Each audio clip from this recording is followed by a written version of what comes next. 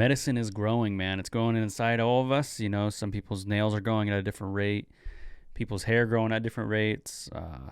Some kids are still growing.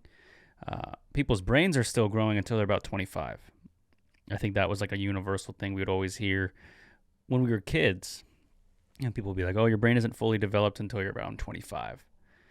And that never really hit me, to be honest with you. I always was like, oh, my brain feels like it's already fully developed. At like 21, I felt like my brain was already there. And it wasn't, because now I feel like now that I'm 26, it feels a little bit more, it feels like I'm there a little bit.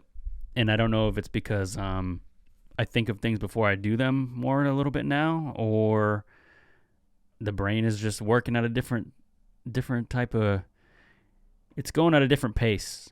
And I could definitely understand how adults were saying that to us when we were kids. But I can also understand that people are always trying to pass down knowledge and tradition, and that's good. And, I got a lot of stuff I got on my mind today I want to get to you guys. But before we get to that, let's get to some music here, get into the mode of the show. It's still grungy and rainy out here in Seattle, so we're going to be playing the grunge vibe until we're out of that season. And we'll get back to the Silk Sonic vibe and all that in the summertime, because right now it's the groomy, it's the, what did I say? Not groomy. It's just the gray season of Seattle right now. And I don't know if you guys know what the gray season of Seattle is. It's almost every season. And, we got a lot of rain out here. We got a lot of good people, good food, good seafood, and, catalytic converters getting stolen.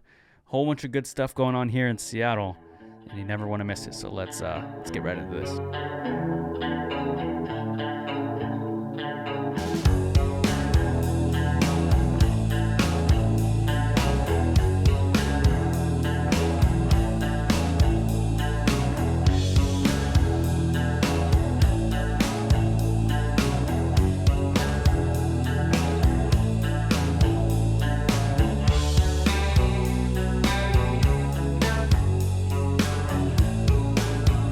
Yeah, like I was saying, though, Seattle holds a special place in my heart, as it always will be.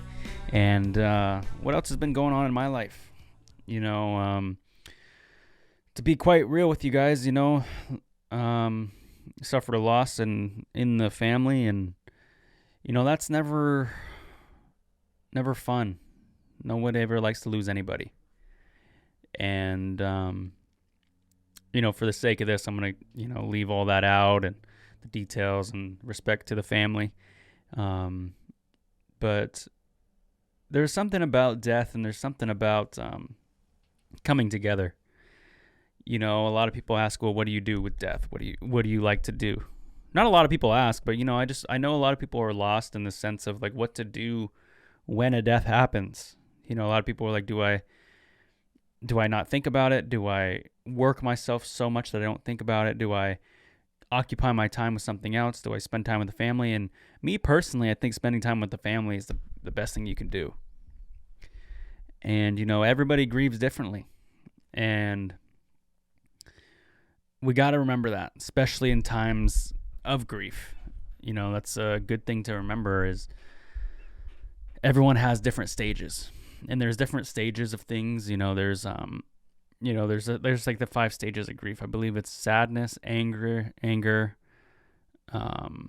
bargaining, acceptance, and denial. I think those are the 5. I didn't list them in order, but I think the one that, if I were to recommend everybody to, kind of dial in, everybody knows what sadness is. Everybody knows what depression and anger and acceptance is, and denial. When you first hear those things, you're kind of, oh, I know what those things are.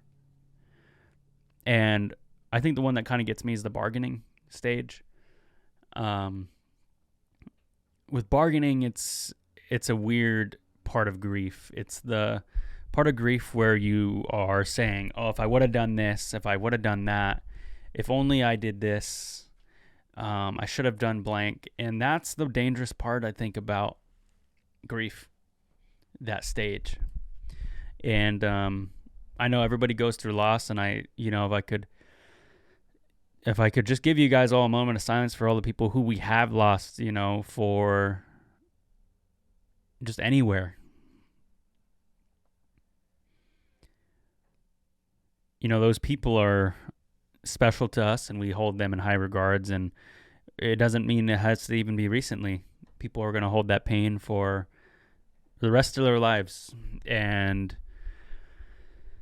I just don't know what the right thing is to say other than, there's prayers going out, and I love everybody who's on here, and that's all I wanted to say, about that. And, I could go all day about, the things I have come to do the past 2 weeks, but I think being here on the pod it's a good time to also get away from some of that stuff sometimes. Not that it's going to go away that you're listening to this, but put you in a different headspace, because you know what? I feel like I'm in a different headspace lately. And it's the year of the dragon. The year of the dragon is Lunar New Year. I don't know what you are. I believe I'm an ox, and but it is the year of the dragon. And some say, actually, when it's your year, it means you're going to have a hard year, or a testament year. So, I know someone very close to me who is a dragon, and dragon has become hard this year. I mean, the dragon year is coming to play, and we got to be ready for it.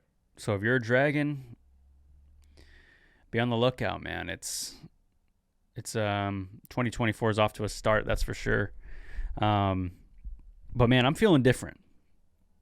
And I don't know if this is the frontal cortex of my brain developing, but I'm feeling a little bit different. I can be real with everybody here because this is the DJP. I feel like I'm in a different headspace than I once was. And I feel like maybe something clicked because, here's the thing. Puberty, everybody gets hit differently at different times and different time zones, and you get hairs in different places, like on your arms or on your face. But I feel like this frontal cortex thing, everybody's frontal cortex or front of their brain comes in differently. And I feel like mine it's saying, hey man, what are we doing? And this is like homework or a challenge for all of you guys out there right now, or, anybody. What are you doing?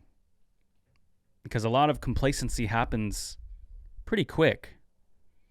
Because I'll be honest, I've been in the job that I'm in now. I'm in multiple jobs, so you can fill in the blanks with this. I'm in a job right now where I don't know if I see really much linear improvement. I don't see much. Where am I getting out of this? And I think that's a very important question to ask people. I understand that people are in positions where they have to work a job because they have responsibilities like kids and bills and stuff, and that's different. That's a different type of thing I'm talking about. But in a career or something that you are interested in isn't benefiting you, then what's the point of doing it? I feel like that's the headspace I'm in, is I feel like everything that I do has to have a purpose now. And like money's nice and all, but if I'm in a position where I don't have those things that I have to worry about like that, what am I doing them for? So I've been trying to prioritize self-care and health, self-help and stuff like that. And that's good. But you know what else I've been doing? Excuse me. I've been actually growing the hair out. Growing the hair out is it's definitely something. Because I've never grown my hair out past the point it is now, and I have a hat on, and it's barely tied up in the back of my head and like a little rubber band or whatever. That's something. Having short hair and having long hair is different types of work. You have short hair, it's like you got to maintain that, and you're constantly going to the barber, and you're, paying money to get your hair cut. And then you have people saying, well, I got long hair, I don't got to worry about a haircut. It's like, yeah, but you worry about different things. You worry about having hair ties on you. You worry about wearing a hat. You worried about different types. So both of them are really work. And I would say the least amount of work for having a hairdo is having no hair. Having no hair. But even then, if you have no hair, you're going to have to some people like to shave it bald. And then guess what? You're shaving your head. So there's really no winning when it comes to anything hair related. People like to cut their hair, braid their hair, tie up their hair, buzz their hair, shave their hair, wax their hair, thread their hair. It's just upkeep. Hair is just upkeep, no matter what kind of hair you got. So, if you got hair, I know you're doing something with it. And I think hair is personality. I think people who have different hairstyles, it tells a lot about them, and in a good way, in a very good way. So what else has been going on? Yeah, so I've been definitely growing the hair out. But there comes a point where you're growing your hair out, and you start almost trying to uncle everybody. I don't know if it's just a native country. Yeah, I would say in native country, when you start growing your hair out, you just start becoming an uncle or an auntie. I say auntie because there is some aunties out there who got shorter hair and are growing it out. I like to point that out. It's International Women's Day. Happy belated International Women's Day. That's you gotta say it. You gotta let the ladies know. Gotta let the women know. Hope ladies isn't derogatory. But you know what I mean? I don't think it is, because people say ladies and gentlemen. So I highly doubt ladies is hurtful to. I hope not anymore. You never know, though. You got to be careful. But yeah, native country, man, you start growing your hair out, you start trying to uncle everybody. Hey, let's just go grab your plates and go in another room. You guys are being too loud. Well, your auntie's over there trying to eat, and they're trying to watch a movie, and you guys keep being loud, so you guys got to go in another room. Hey, time to settle down a bit. We're being a little loud. I mean, that's what's hit me. I don't know if it's age, growing the hair out, or I don't know what it is. But I'm starting to get to that point where, like, little kids are running around and being too dangerous. I'm starting to say, hey, let's settle down. I used to not do that. It must be the brain, man. The brain is developing, or has been developed. And once your brain starts developing, you start telling kids to just, hey, settle down. Because as a kid, I remember I'd be like, man, when I'm an adult, I'm not going to tell these kids to settle down. I'm going to let them just play. What's the hurt in that? The hurt is that if those kids get hurt, it's on you. You're essentially protecting the kids, even though you don't really realize it. But when you get to be an adult, you're kind of like, all right, man, don't be splitting your head open, because then we got to bring you to you start thinking of alternatives, things that could happen, and bad things and good things that happen when it comes to playing. And, I've always been waiting for that time to be kind of an older uncle and to help kids out. But, man, it's a different type of stress in a good way. And I don't have any little ones. I don't. But it is something where you're like, all right, man, let's how about we color? You got a coloring book? No? Want to go outside? Run around on the playground? What the old reliable is, if kids are being a little too wild and you're running out of ideas to settle them down, my go-to is, how about we race to the end of the yard and I'll time you. Yep. Whoever is the fastest, we'll see who the fastest is. Mm-hmm. I mean, I use that one all the time. What is your go-to, like, to get the kids to settle down? I mean, there's some people out there who use iPads. And you know what? I'm not one of those people who disregard that, man. I think iPads are a thing in this century, in this time period, that we have to learn to live with. Even if kids use them. I used to judge parents when I was young. When I was like 20 years old, I'd be like, oh, they're iPad kids. I remember saying that to kids I'd see at the park or whatever, playing on their iPads. And you know what? Now, after 1 hour of babysitting, I can understand why parents use iPads. I really can. So I don't hate on them no more. I understand when I see a kid with an iPad, I'm like, all right, that's good and all. We'll do a little bit of both. Because it's good to know both worlds. It's good to know both sides of the spectrum. It's good to know to play outside. It's good to know to, also be on your tablet. Because now some of these tablets are part of their school. So taking away tablets and it's just a weird time. I don't have kids. Let me remind you, I don't have kids. So maybe my argument isn't invalid. But I have watched little ones. And when it comes to watching little ones, there's always something. either spilled juice, fingers jammed in the door. That's always the kicker right there. Kids playing with the door and shutting each other's fingers in. I don't know how it is, but you get a group of 3 or more kids. One of those kids' fingers getting smushed in the door. I don't know how it happens. I could be standing right in front of the door. It's going to happen. There's something about kids running into the room and closing it on another kid and just them pushing on the door and putting their hands in between. I don't understand it. It's happened to me probably 10 times as the kid and as the watcher. And after the finger gets smushed in the door, it's kind of like, all right, time to put on a movie.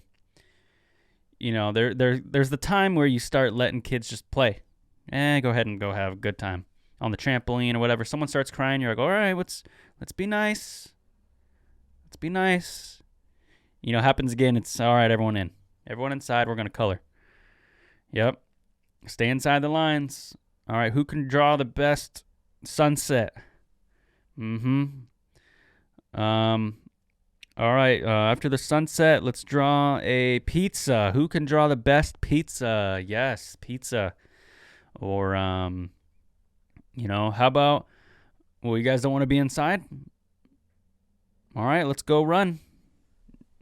Or 20 jumping jacks. That's when I used to. Kids just got a ball of energy, man. They just got energy. And I don't got that energy like that. And it's not envious, but it's definitely, it's something. But yeah, man, I've been, traveling and being around great people. Shout out to the people of the Tuscarora Nation, man. I love everybody out there if you're listening. Good people out there, man. Upstate New York, good people. Really good people. And one good thing about up there, I was actually, good thing. I was actually blessed to be able to use a porta potty out there a couple times. And I learned, porta potties have different names. Like out here in Seattle, we have the Honey Bucket. That's like the big one. But over there, I think it's called Modern. I think that's their big, portable bathroom. And, I got to say, there's a lot of flack of people hating on portable restrooms. They're like, oh, they're so gross, and I never like to be in them. They're too small. But, dude, I'm a big fan of portable restrooms. Portable restrooms, man, the good thing about them is most of the time you get to go outside and you're in fresh air. You're outside, no one's around you. Disregard the construction ones. A lot of people will be like, oh, the construction ones. But, a porta potty that hasn't been used by that many people and that is just, its own, it's kind of therapeutic. And, the reason I like it is porta potties, you can use as much toilet paper as you want. You don't got to worry about clogging the toilet. Yeah, you got to smell some stuff. Yeah, it's a little cramped in there. But you know what? You can use as much toilet paper as you want. And I'm not saying I use a whole bunch, but there is sometimes a stress of when you're at somebody's house and you're like, I don't know if this toilet, can I flush? How much can this toilet handle? What's the pressure of this toilet? Maybe that's the overthinking in me, but when I'm in like a, Honey Bucket or a Modern Bucket or whatever you call it, whatever you want to call it from wherever you're from, I feel good, man. I can wipe as many times as I need. And I got to make sure I'm fresh down there because, wiping isn't really the most sanitary thing anyway. So I got to say that's my favorite thing about it. Yeah, man, bathrooms. I was at the dollar store. And those stores that you walk into and they just don't got bathrooms and you're like, how do you not have I know you have a bathroom, it's for your employees, but it's like, how do you not have a customer bathroom? Because it's a dollar store, and how does a dollar store not have a customer bathroom? I don't know. So I said, all right, where's the nearest one? They said, oh, next door, Joann's has one. I was like, okay. And then there was this older lady walking in front of me. And I'm always, I like to be the respectful kid, or young man, that when I'm walking next to an elderly person, I like to match their speed. I don't like to, speed right in front of them or, I walk their pace and, and if I'm in their blind spot, I slow down. So I don't like to walk people's blind spot either. So I was being a nice guy and I was letting this lady walk in front of me and she was walking the Joann's. So I was like, okay, well, I'm going to, she's walking in front of me and I tried to break the cycle because, like I told you, I don't like to cut them, but I was like, I had to go to the bathroom. So I tried to cut this lady kind of to get to the door to open it for her. And she boxed me out. And I was like, okay, so she can get the door for herself. And I didn't know where this bathroom was in Joanne's. I didn't. But I knew it's in the back. So I start going to the back, and this lady's still in front of me. And I'm like, okay. So then it came to a choice for me. And I could take a left and go to the left back of the Joanne's or the right back of the Joanne's. And guess what? I chose the wrong one. I went to the left, and you know what? The bathroom wasn't there. Found the bathroom eventually. Saw the old lady just go into the door, and she like glared at me like a really mean look. Walks into the bathroom, slams the door, and locks it. I think this lady subconsciously knew she had to go to the bathroom, and she was like, "You're not going before me." She still got there before me, but was mad about it. And, you know, she slammed the door, locked it, and then, I'll be honest, I heard the loudest fart I've ever heard in my life. And you know what? Maybe she had to go. I had to go number one, though. And, nothing, you know, when you have to go to the bathroom really bad on either side of the bathroom, like one or two, it's pretty bad. But one kind of sucks. So I was like, all right. Then I ran across the street to Tractor Supply to go to the bathroom, and I was fine. But yeah, I was boxed out by an old lady the other day, and that was, you know, she just outsmarted me. She knew it was on her home turf. You know, old ladies and Joanne's, man, that's home turf advantage for them, man. Home field advantage, because I walk around Joanne's. I know a couple plays. I know a couple places in there. But they got the whole playbook in there. What else? Oh, yeah. You know, being in the airport is something I'm kind of jumping now because I was kind of on the boat of traveling, you know, or on the plane of traveling, I should say, for the point of that. Yeah, so I was traveling, and I buy my tickets last second. I'm not very responsible when it comes to that sometimes, and that's okay, even if it's an extra $100, whatever. But I'm a person who likes to fall asleep on planes. I always have been, you know, and I was falling asleep on the plane. I was in the middle seat, and nobody woke me up, which was nice. On my flight back, though, I had a very interesting journey. And I got in the very back. I was in the nosebleeds of the airline. I was in the very back next to the bathroom. And there's something about being on a plane, and when people get drinks, it's like, man, we're just creatures of behavior, man, or patterns of whatever you call that, because one person goes to the bathroom, everyone has to go to the bathroom and stretch their legs. One person stretches their legs, everybody's getting to stretch their legs. And I started to notice this just a little bit extra because I was in the very back of the plane next to the bathroom. And as soon as they hand the water out, or the complimentary drinks or whatever, I swear, as soon as those carts leave the lane, people are already heading to the bathroom. And I'm almost kind of like, I wish airlines would push that just a little bit more. Like, just make it like 2 hours in you bring out the beverages, because you know what?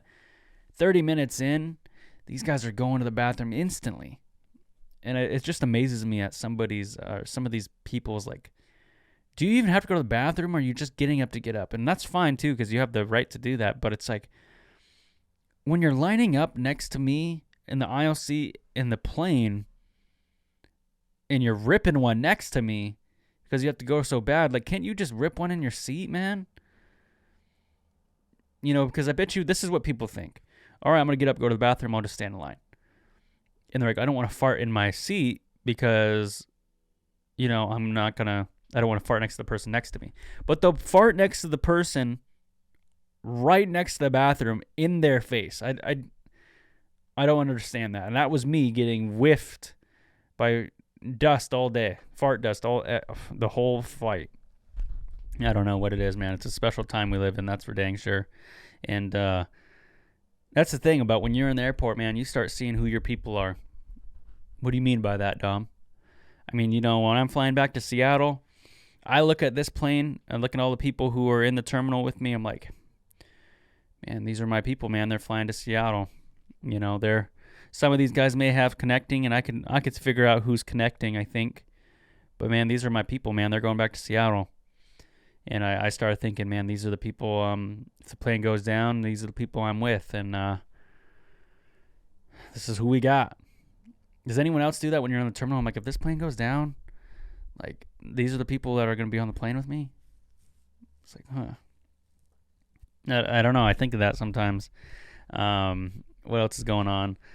Um, yeah, man, that's really it. I mean, I have one last thing. So this is a question, a hypothetical question. You can respond to it. You can message me. You can take offense to it. You can do whatever you want. But at what point is ignoring rules and tradition laziness? And when is it originality? Because there's originality and there's tradition. And they could definitely be crossed and be mingled and be beautiful. I do believe this. But if there's a certain way to do something and it's not done that way, then it's not traditional. And that's okay. But just because everything is evolving, does that necessarily mean that tradition can't be evolved? Or should tradition always be untouched? So, take that as you will. But so there's this rule of form line. And I was actually talking with I would say colleague, and I was kind of saying, oh, I like how this is like that, and I would love to use that same type of shape in art. And the colleague of mine says, you shouldn't have to worry about that. You should just do what comes to your mind and ignore tradition because tradition is always changing. I don't believe in that. If tradition is a certain way and, we want to be who we are and we want to stand by what our art is, I think that's how it should be. So what do you think? You see something traditional like that, are you like change it because everything's changing? Or are you saying stand with tradition? Because I personally stand with tradition. And not to say tradition never evolves, but if you're going to do a traditional art way, then it should be done the traditional way. If I still kept you, I hope you're still here. Anyways, that's just a question for you guys to think of. Get you guys' brain moving. Hope you guys go for a walk, go for a workout, see a therapist, eat some good food, have a good day. I'll see you guys next week. Wait.